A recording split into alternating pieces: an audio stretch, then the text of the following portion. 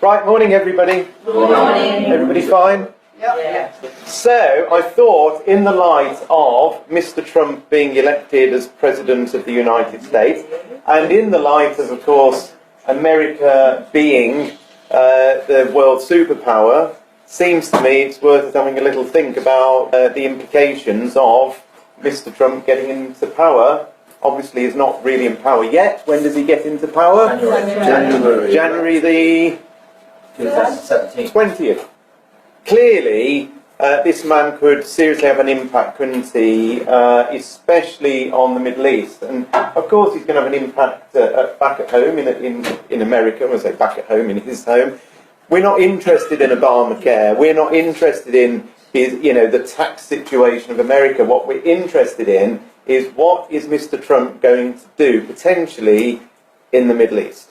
So I'm just going to show you a little video. Did you see any of the debates that Trump was involved in? So there are loads of them, and most of them drive you to distraction because they're just shouting at each other. Here is him talking about, or answering the question about the Middle East, and we'll just play a couple of minutes of this so you get an idea as to perhaps where he's coming from. Mr. Trump, in a 2012 debate, President Obama mocked Mitt Romney's assertion that Russia was the top geopolitical challenge facing the United States, saying he was a Cold War dinosaur. Now, Russia has invaded Ukraine and has put troops in Syria. You have said you will have a good relationship with Mr. Putin. So what does President Trump do in response to Russia's aggression? Well, first of all, it's not only Russia. We have problems with North Korea where they actually have nuclear weapons. Nobody talks about it. We talk about Iran, and that's one of the worst deals ever made, one of the worst contracts ever signed, ever in anything. And it's a disgrace. But we have somebody over there, a madman, who already has nuclear weapons. We don't talk about that. That's a problem. China is a problem, both economically and what they're doing in the South China Sea. I mean, they are becoming a very, very major force. So we have more than just Russia. But as far as the Ukraine is concerned, and you could say Syria, as far as Syria, I like if Putin wants to go in, and I got to know him very well because we were both on 60 Minutes. We were stablemates, and we did very well that night. But you know that. But if Putin wants to go and knock the hell out of ISIS, I am all for it 100%, and I can't understand how anybody would be against it. They blew up, hold it, they blew up, wait a minute, they blew up a Russian airplane. He cannot be in love with these people. He's going in, and we can go in, and everybody should go in. As far as the Ukraine is concerned, we have a group of people and a group of countries, including Germany, tremendous economic behemoth. Why are we always doing the work? I'm all for protecting Ukraine and working, but we have countries that are surrounding the Ukraine that aren't doing anything. They say, keep going, you dummies, keep going, protect us. And we have to get smart. We can't continue to be the policemen of the world. We owe $19 trillion. We have a country that's going to hell. We have an infrastructure that's falling apart, our roads, our bridges, our schools, our airports, and we have to start investing money in our country. Thank you, sir. Donald is wrong on this. He is absolutely wrong on this. We're not going to be the world's policeman, but we sure as heck better be the world's leader. There's a huge difference where without us leading, voids are filled. And the idea that it's a good idea for Putin to be in Syria, let ISIS take out Assad, and then Putin will take out ISIS. I mean, that's like a board game. That's like playing Monopoly or something. That's not how the real world works. You get the idea. And of course, he's coming up with lots and lots of different things. We're going to have a look at this in a second. But of course, what we need to do is cut through all the noise and see what God says is going to happen moving forward. Because quite often you'll get presidents say one thing, events actually change things. Are you with me? So they say this is what I'm going to do, and actually events come along and it means something very, very different. So we can have a look at that. I think the first thing I was going to say is, of course, it's God that's behind the leaders of this world. It's God that puts people in power, isn't it? And we know that because in Daniel chapter 4 verse 17, bless you, it says, the Most High rules over the kingdoms of the world and he gives them to anyone he chooses. A lot of religions don't really believe this or understand this, but God is the one who puts the leaders in power. That does not mean he is putting the most righteous person in power, does it? Sometimes they're despots, sometimes they're autocrats, sometimes they're totalitarian monsters, but actually God wants them in power because they're going to bring about his plan and purpose in a way that perhaps we don't fully understand ourselves even, but he's the one moving the pieces around, and he knows I need America to go in this direction because that's going to weaken here, which is going to strengthen this person, which is going to bring them down into Israel and so on. So it's God that's in control. It isn't only the Old Testament that says that. This is Romans 13 verse 1. Everyone must submit to governing authorities, for all authority comes from God, and those in positions of authority have been placed there by God. Now you don't get a lot clearer than that, do you? What does it say? Those in positions of authority have been placed there by God. Therefore, when you look at the world and you see all the world leaders, they have all been put there by God, because that's what the Bible says. Including Mr. Trump. Oh my goodness. Right, so not many people thought that he was going to get into power, did they? You know, if somebody said Trump's going to get into power last year, you'd have said no chance. This is he's a billionaire businessman, but he's never ever been elected. He's never ever been a governor. He's never done anything whatsoever in politics. What he did do was hijack the American Republican system and pushed himself in. And suddenly we're going to have a president that's never done a single solitary thing in politics ever. So this is quite unusual. In fact, it's historic. Nothing like it has ever been seen. So it means nobody really knows what he's going to do. It's not like Reagan. Reagan, of course, was an actor in his younger days, but he did get elected and he was in politics for quite a long time before he became president. Not this man. People have said, you're in a multi-billion-pound empire. Are you still going to run that as well as be president? You're a businessman. Oh no, my daughter's going to run that. But you can see that actually nobody really has a clue as to what's going to happen. And of course, he's not used to the great big political machinery that you almost need to know how the machinery works. He hasn't got a clue. Not a clue about that.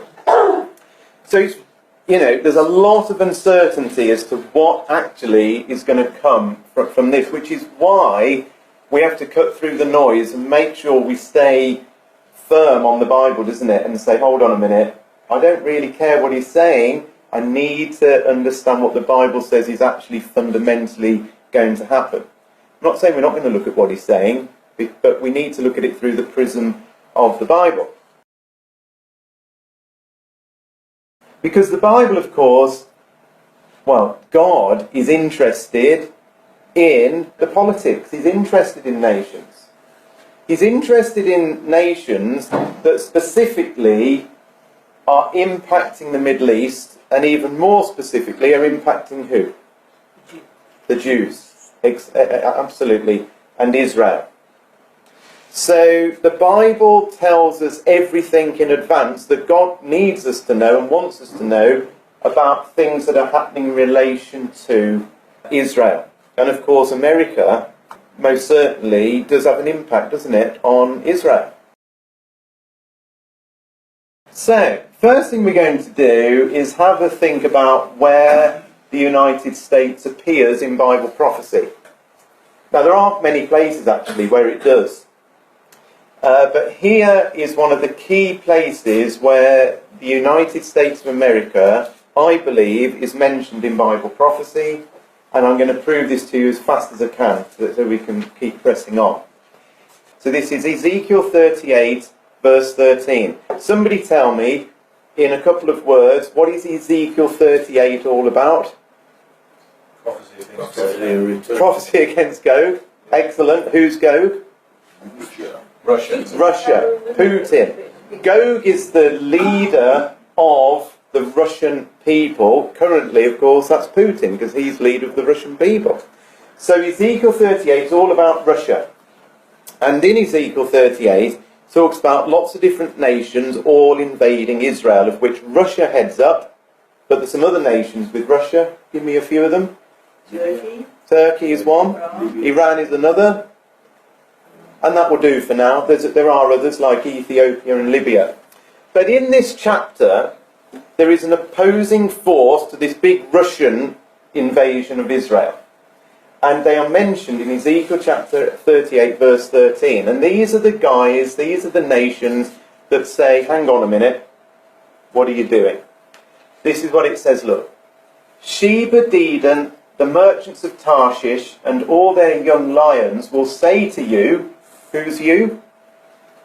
Gog, Russia. Have you come to take plunder? Have you gathered your army to take booty, or spoil, as it says in the Authorized Version? To carry away silver and gold, to take away livestock and goods, to take great plunder. So there's these group of people, whoever they are, called Sheba, Dedan, merchants of Tarshish, young lions, whoever they are, that say to Russia and all these nations that have invaded Israel, what on earth are you doing? Have you come to take a spoil? Have you come to take goods? What's going on? So these are the opposing nations. Happy with that? So all we need to do is work out who Sheba, Dedan, Tarshish, and whoever these young lions are, and that gives us the opposing force. Now, if you look on a map nowadays, you won't see anywhere that says Sheba and Dedan. But if you look on ancient maps, you will see where Sheba and Dedan are. So let's focus in on this map. Can anybody see on there the word Sheba? Yeah. Top right. So there's Sheba, look. Did you see Sheba as well? Did you? On the left. There. And on the left down. That's the Left Arabian down. Oh, and over here? Yeah? Is that the same as Sheba? No. Sheba is here, look. There's Sheba. Where's Dedan? It's Dedan. Oh yeah, not far away. Just there.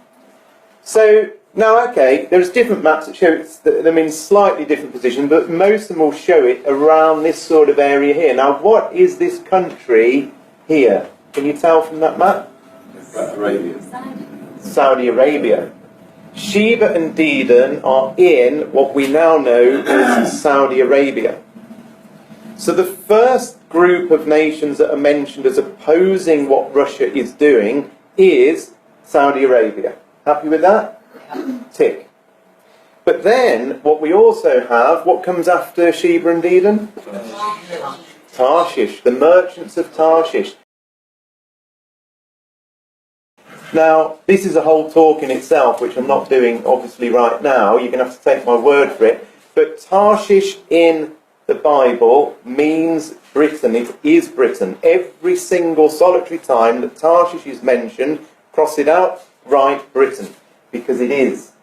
So, I haven't got enough time to give you any evidence of that, but please take it from me for just for now, that Tarshish is Britain.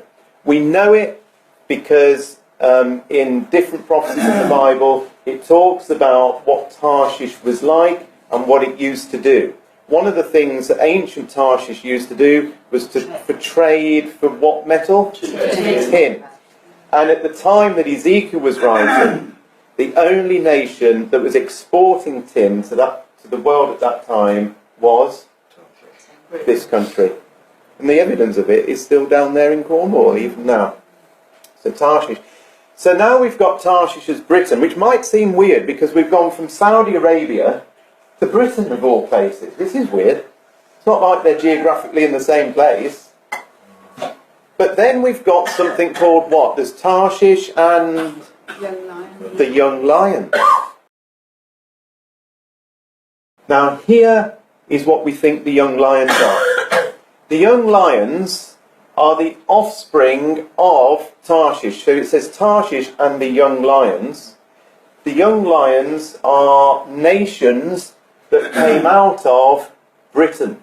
Now, interestingly, Britain is very, very often depicted as a lion. Not a young lion either, an old lion. If you go to Buckingham Palace, there's great big statues of lions all over the place, isn't there? All surrounding the palace, because this is the symbol of Britain. Now, this isn't a Christian poster. This is a poster from World War I. And what it says on here is, all answer the call. Helped by the young lions, the old lion defies his foes. That's quite interesting, isn't it? There's a poster, nothing to do with the Bible. It's saying, we're this old lion. We want the young lions to come and help us. Now, who do you think the young lions are? The overseas states. Now, who are the overseas states of Britain? Who are we calling? Who are we saying come and help us in World War I? America, Canada, Australia, New Zealand, maybe some of the Commonwealth like India. Yeah. So can you see these young lions? I mean, this is amazing. Ezekiel wrote all of this 600 years before Christ, said the young lions will be there as well.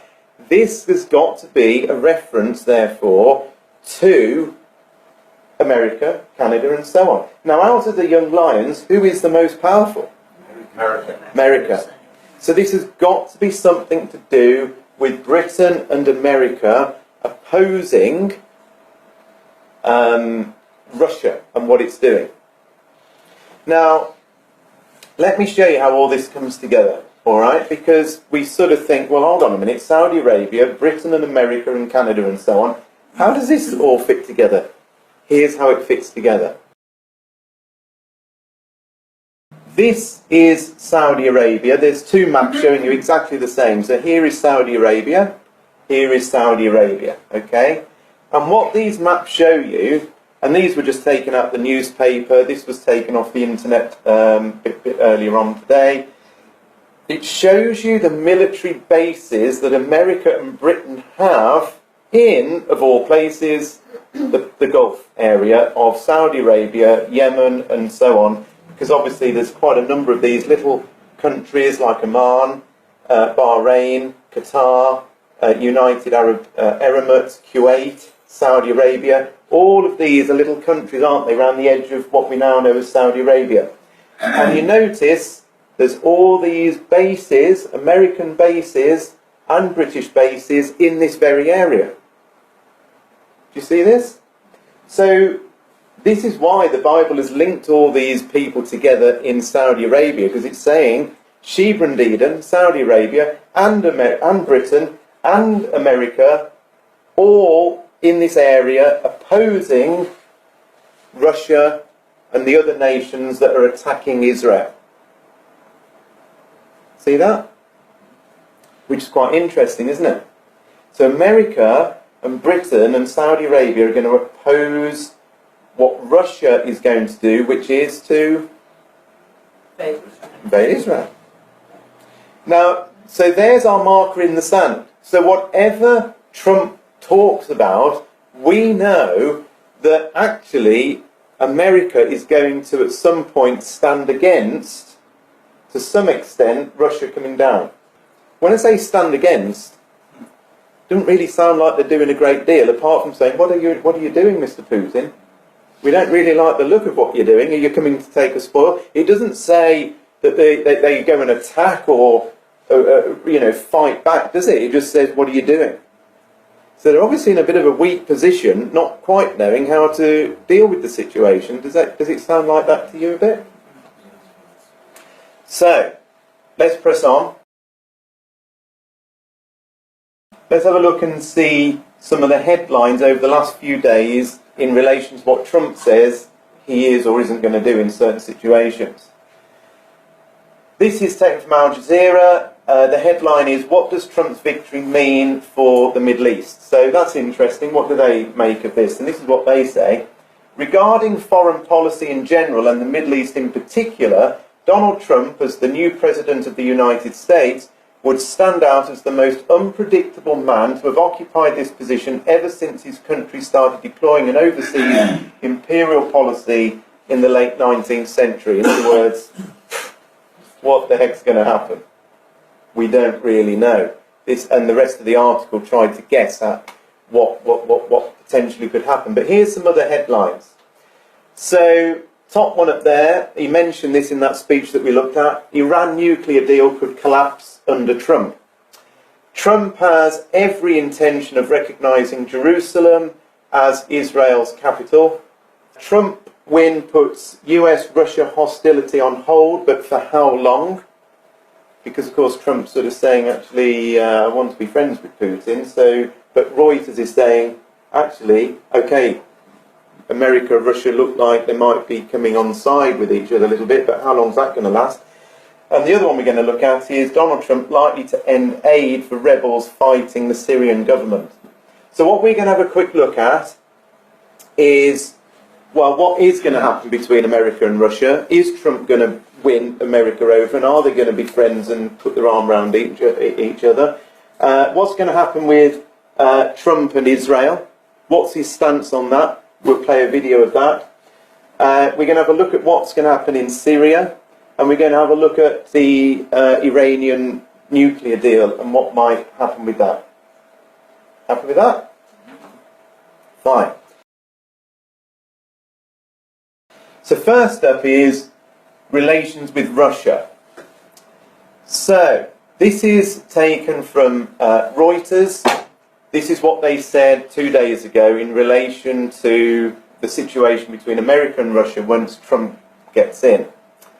After years of rising US-Russia tensions over Ukraine, Syria, cyber attacks and nuclear arms control, Donald Trump's election as US President may offer a narrow window to repair relations as he and Russian President Vladimir Putin size up each other.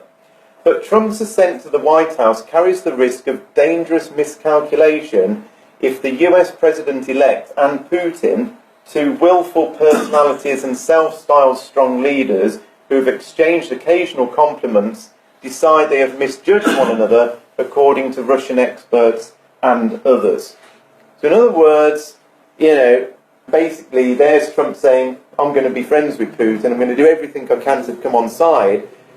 Reuters is saying, that's all well and good, but we've got two very, very powerful, strong-willed personalities here that actually are hard negotiators. This could actually end up with some severe miscalculations and trouble. And I actually think that's pretty accurate. This morning on the Telegraph, it came on late last night, about 11 o'clock last night, was this headline in the Daily Telegraph: Trump-Putin alliance sparks diplomatic crisis. That's a headline from this country saying, because Trump's saying I want to be friends with Putin, our Foreign Secretary, Boris, and the rest of the government are absolutely on tenterhooks as to what Trump is going to do in terms of cozying up to Putin. And it says it's sparking a diplomatic crisis.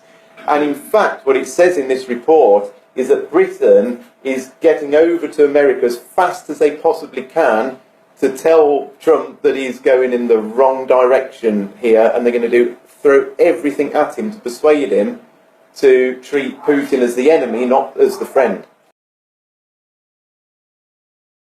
So, well, what does the Bible say about all of this? What does it say about US-Russia relations? So let's have a look. Here, look, is Ezekiel 38, which we haven't read, but we've already described it to me. This is talking about Russia and other nations invading Israel. So we've got this great big army, look, in verse 4 of Ezekiel 38, that come down. And there is Persia and Ethiopia and Libya as well. They come from the north. It all happens in the latter years or the last days. And where do they come? Against the mountains of Israel. Now, the reason I'm showing you that is because I need to show you this over here. This is Daniel chapter 11. And in Daniel chapter 11, it's talking about exactly the same thing. So what I've done is coloured everything here and here so you can link everything together. So for instance, it says here in Daniel 11, this thing is all going to happen at the time of the end, which is exactly the same as saying it's going to happen in the last days or the latter years. It says here they're coming with chariots and horsemen and many ships, so there's this big army, which equates with the army and horsemen over here in Ezekiel 38. It says that there's somebody called the King of the North, and over here it says that they come from the north. It says here that they come against the mountains of Israel. In Daniel 11 it says that they will come into the glorious land. That's got to be Israel, hasn't it? It says here that the Libyans and Ethiopians are part of the show, and over here it says Ethiopia and Libya are also there. So are you pretty convinced that these two are the same event? Now, where it gets interesting is, of course, in Ezekiel 38, it talks about somebody called Gog of the land of Magog, which we've already said is the Russian ruler. Gog is the Russian ruler, and that's him described here. Over here, it doesn't talk, well, it does talk about the Russian ruler in verses 36 to 39. So this bit here, verses 36 to 39, where it talks about the king doing according to his will, is talking about Gog over here. So these two bits line up as well. But look, it says at the time of the end, the king of the south will push at this man, who is Gog, and then the king of the north comes against the king of the south like a whirlwind. Who do you think the king of the south is? We've got the king of the north being Russia. Who is this opposing force that is the king of the south? It's America and Britain, based where? Saudi Arabia. Saudi Arabia. Is Saudi Arabia north or south of Israel? South. You see, this is why it's called the king of the south, because people have said to me, well, Britain isn't south, and America isn't south of Israel. Oh yes, but they are, if you actually put them as the Bible does in Saudi Arabia, which is where our bases are. So we've got the king of the north. So let's just go back to this just for a second. It says at the time of the end, the king of the south, which we now know is Sheba, Dedan, America, Britain, push at him. The him is Gog. Now, okay, so America, Britain, Saudi Arabia together push at the ruler of the Russian people. So I look at this word push in my Bible dictionary, because I think, well, what does that mean? How does a nation push at another one? And here's what it says in my Bible dictionary. It says the word push means to thrust, to gore, to push, to engage in thrusting, to wage war. So something's going to happen, don't you think, where the king of the south pushes, attacks, militarily does something to the king of the north, to Gog, to the Russian ruler. Does that sort of make sense? So something has still got to happen where there is some conflict between America, Britain, Saudi Arabia and Russia. Which means, despite Trump saying I'm going to be best mates with Putin, what actually is going to happen? It's going to go sour. We're going to see this. There is going to be some military conflict, even if it's only on a minor basis. There'll be something that really gets the goat of Putin. There's some calamity, there is some push, there's some military provocation. So Trump is saying I'm going to be best mates with him. Reuters is saying actually we don't really think this might work out because they're two willful people. This could easily end up in disaster. The Bible says it's going to end up in disaster. Therefore, I believe it'll end up in disaster. Trump's going to get something wrong here. Does that make sense? Yep. What about relations with Israel? Now this is quite interesting. This is what it said in The Guardian yesterday. Israeli government ministers and political figures are pushing the US President-elect Donald Trump to quickly fulfill his campaign promise to overturn decades of US foreign policy and recognise Jerusalem as Israel's capital and to move the US embassy from Tel Aviv, obviously, into Jerusalem. Now Trump, I'm going to show you a video now of this, is very, very, very pro-Israel. In fact, I was listening yesterday, I was talking to Janet about this a few minutes ago. Trump's own grandchildren are being brought up in the Jewish faith. So he's very, very pro-Jewish. Let's just have a listen to this. This is somebody, a reporter on CNN News, talking about Trump and Israel.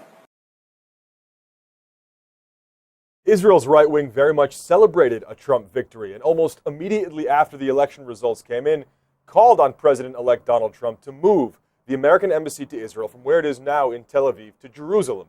That would effectively be the United States recognizing Jerusalem as Israel's capital. That would buck the United Nations and decades of U.S. policy when it comes to Jerusalem. But that was a campaign promise of Donald Trump, and it's now those right-wing leaders, including the Jerusalem mayor and Israel's right-wing justice minister, who called on Donald Trump to make good on that promise. Meanwhile, the education minister congratulated Trump and also said the era of a Palestinian state is over. Meanwhile, it was Prime Minister Benjamin Netanyahu who gave a much more measured, much more down-the-middle message. Here is what he had to say. President-elect Trump, my friend, congratulations on being elected President of the United States of America. You are a great friend of Israel. Over the years, you've expressed your support consistently, and I deeply appreciate it. I look forward to working with you to advance security, prosperity, and peace. Israel is grateful for the broad support it enjoys among the American people, and I'm confident that the two of us, working closely together, will bring the great alliance between our two countries to even greater heights. May God bless America. May God bless Israel. May God bless our enduring alliance. But that is quite interesting that actually he's so pro-Israel, but he's also talking about moving the embassy. So if you look at it, all of nations' embassies right now are all of them in Tel Aviv, because it's a real hot potato to put them into Jerusalem. Why is it a hot potato to put your embassy in Jerusalem? Because it's divided. It's a divided city. The Palestinians say it's ours. So as soon as somebody moves an embassy into Jerusalem, well, hold on a minute, you're now publicly saying, therefore, that the capital city of Israel is Jerusalem. And it sort of tilts the balance, doesn't it? It tips the balance. So, well, what does the Bible say about Israel? And what does it say in relation to America and so on? Well, the first point is this, that as we know, there's going to be a big conflict over Israel at some point. And here again is Ezekiel 38 that we've just been looking at. And it's absolutely clear that Russia is going to come, it says in verse 8, against the mountains of Israel. So we know that there's a conflict coming over Israel. We know that Russia is going to come down into Israel. It's interesting that it says the mountains of Israel,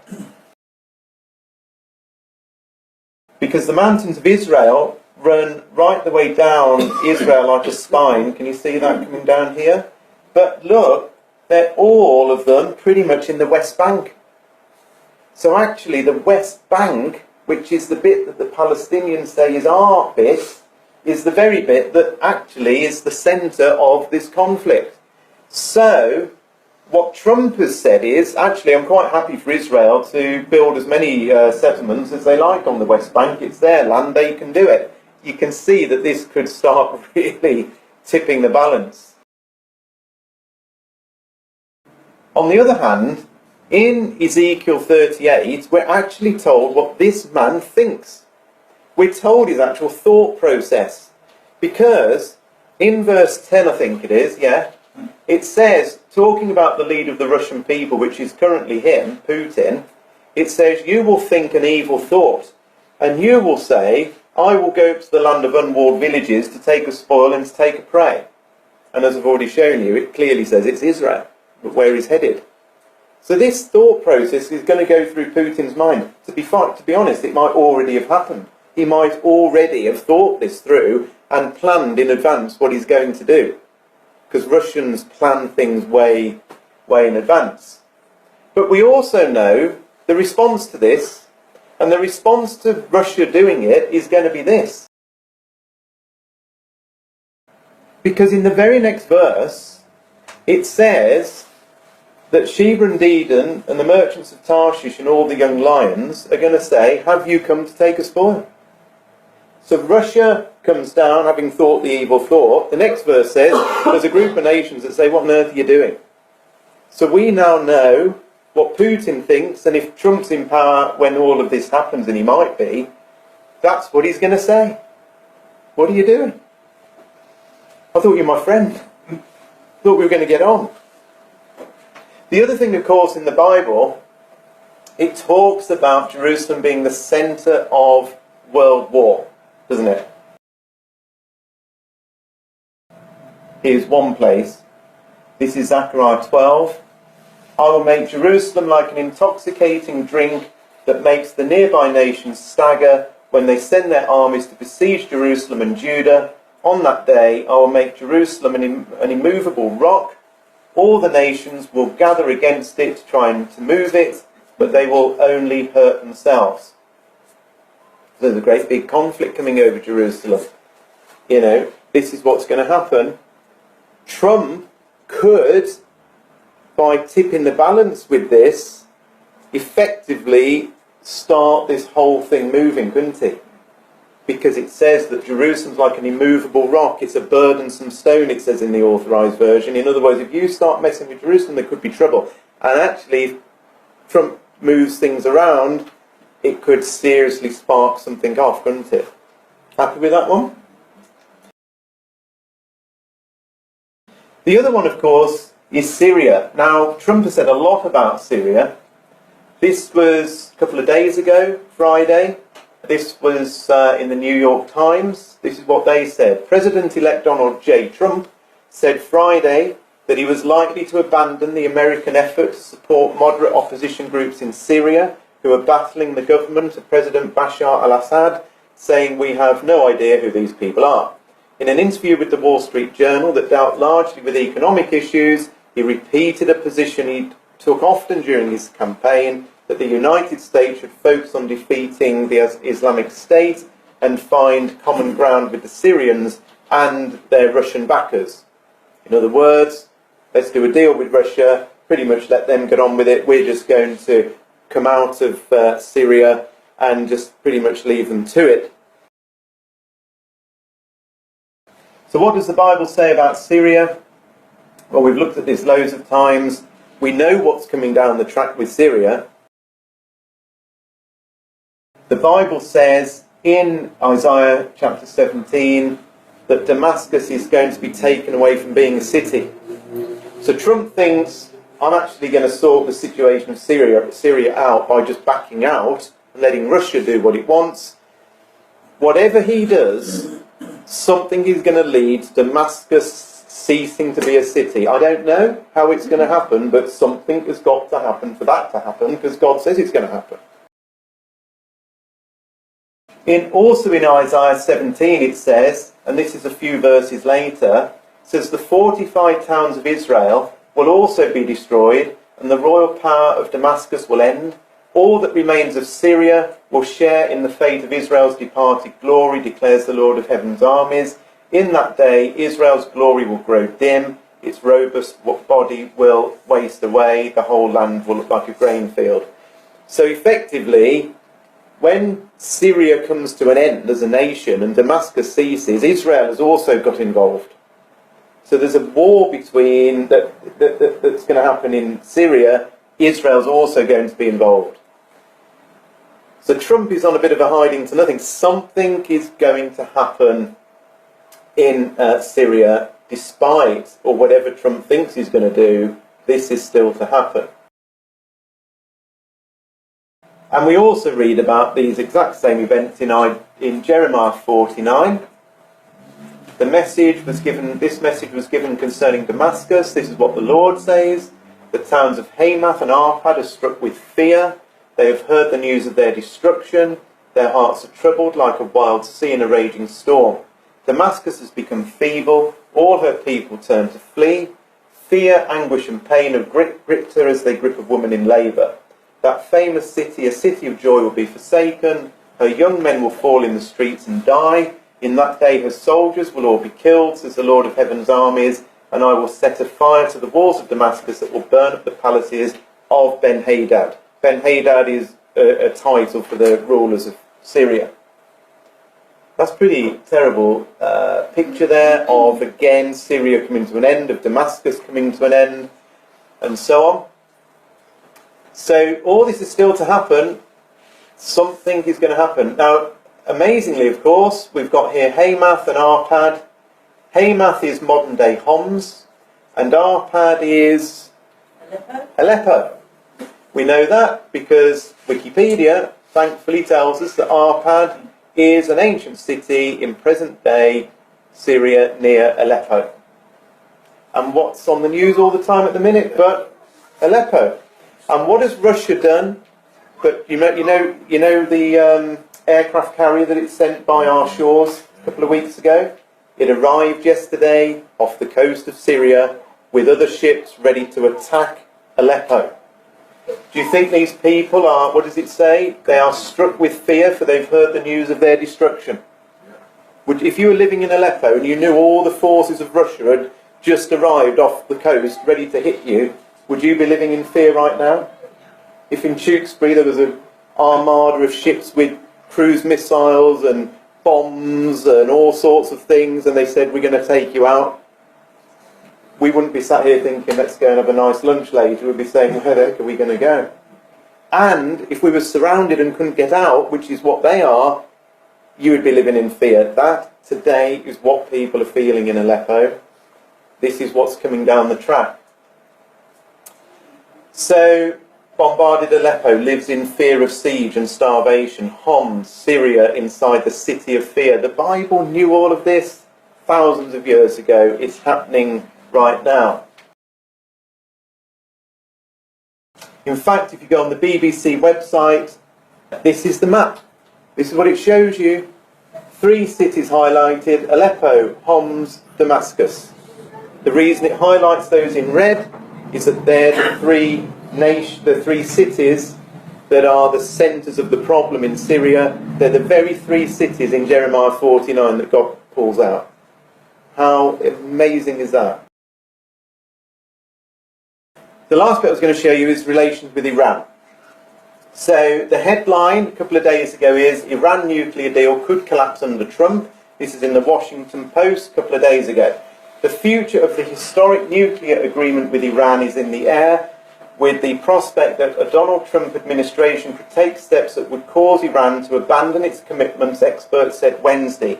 Some characterised Trump's election as a death knell for the deal, which was reached in 2014 and put into effect in January. It imposes limits on Iran's nuclear program and its ability to build atomic weapons for at least 10 years in exchange for lifting most international sanctions.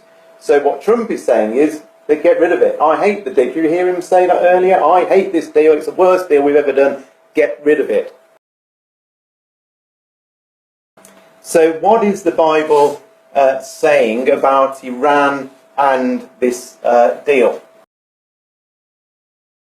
Well, interestingly, it talks about the very deal. In Isaiah 21, it says, the burden of the desert of the sea, as whirlwinds in the south pass through, so it cometh from the desert, from a terrible land. A grievous vision is declared unto me, the treacherous dealer dealeth treacherously, and the spoiler spoileth. Go up, O Elam, besiege, O Media, all the sighing thereof I have made to cease. So God says, and this is all in the context of the last days, there is a treacherous deal done with a treacherous dealer. There's a deal done and it's treacherous. Now the question is, who is doing this deal And where is the deal done? Who are the players involved? The players involved are Elam and Media, clearly, because they're in the same verse as the treacherous deal. Yeah? There's a treacherous deal, and Elam and Media are the people involved. Anybody know where Elam and Media are? Answer? Iran. Here's Elam in southwestern Iran, and Media is the rest of it. You heard of the Medes and the Persians. Media is the Medes. The Medes were Iran, weren't they? The Persians. So actually, the treacherous deal is done by Iran. Now have a little look at this.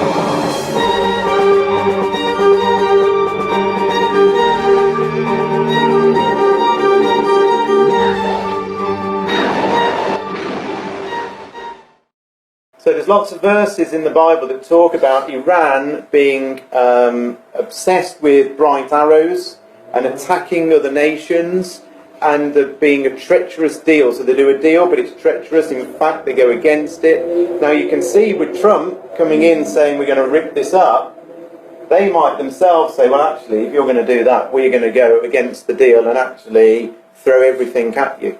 There's many verses in the Bible that talk about Persia being involved, aren't there? Not least of which, Ezekiel 38, that says the Persians, the Iranians, will join Russia in invading Israel. So we know that that is going to happen.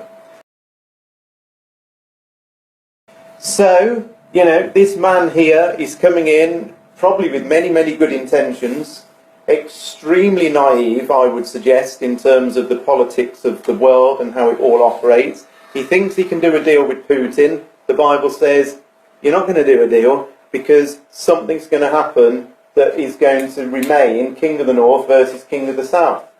You want to scrap the Iranian thing, but actually what that's going to cause is Iran to actually, forego the agreement and act treacherously against it and actually attack. You want to back Israel, that's a good thing in terms of backing Israel, but that then destabilises Jerusalem and the Middle East. And you can see that, he's coming in thinking that his billions, his business experience is going to sort this out. Actually, it could well lead to many of the things that we have been long looking for coming into place. He wants to make America great again. The Bible says actually America's in quite a weak position at the time of the end. They don't even fight back against Russia when Russia invades. They just say, what are you doing? They've got nothing left in their armoury. Interestingly, Time magazine last week had this as its front cover. And I'm thinking to myself, the end probably is near. Time is ticking on. It can't be a coincidence that this man has come into power and everybody's feeling a bit destabilised. Destabilisation is exactly what we're probably heading towards. So hopefully that's of interest, because what we have to do in all of this is ignore the noise and keep focused on what God says are going to be the outcomes. So thanks for listening. Sorry I've gone over, but hopefully that was interesting.